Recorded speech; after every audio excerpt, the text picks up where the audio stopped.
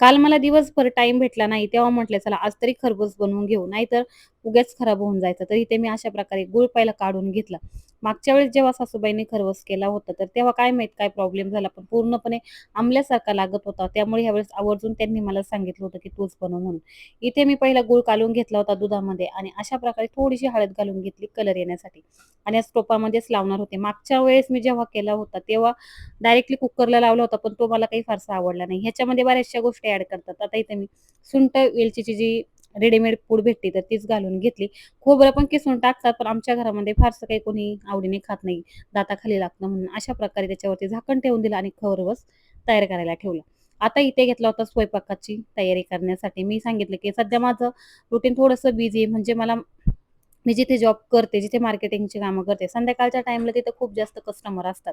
त्यामुळे कस्टमरचे जे review, feedback घ्यायचे असतात, तर मला तिथे संध्याकाळच्या टाईमला जायचं असतं. म्हणून खरबस एक साईडला होईपर्यंत लगेच एक साईडला कुकरसुद्धा लावून घेतला. तर असा गोंधळ आणि इथे बघा अरवीची सुद्धा आता चांगली जोरदार दिवाळीची तयारी झालेली आहे. म्हटलं नॉर्मल जे डेली यूजसाठी कपडे आणलेले रोज एक तिला वेअर करते आणि इथे पप्पांनी आणलेली ती फटाके दाखवत होती आणि इथे बघा माझा खरबूस मस्त असा शिजला होता. अर्ध्या तासामध्ये होऊन गेला असेल. पूर्ण तयार आहे की नाही ही ट्रिक वापरली, बिलकुल चिटकट नव्हतं, व्यवस्थित झाला होता. आता इथे मी माझं आवरलं. तिथलं माझं काम आवरल्यानंतर येत असताना पाहिलं, की मस्तानीची मस्तपैकी गाडी लागलेली होती. तर त्याच्यावरती तर मी मँगो मस्तानी घेतली. पण मला काही फारशी आवडली नाही. त्याच्यामध्ये खूप काय-काय टाकलेलं होतं. असं वाटलं उगीच फसला माझा कार्यक्रम.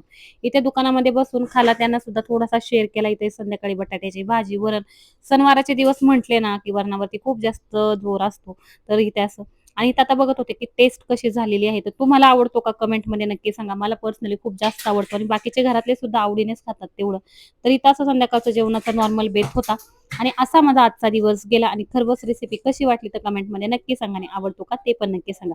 पुन्हा एकदा सर्वांना हॅपी दिवाळी. Bye bye. भेटूया पुढच्या नेक्स्ट ब्लॉगमध्ये. व्हिडिओ आवडली असेल तर व्हिडिओला लाईक करा. चॅनलवर नवीन असाल तर चॅनलला सबस्क्राईब करा. Bye bye.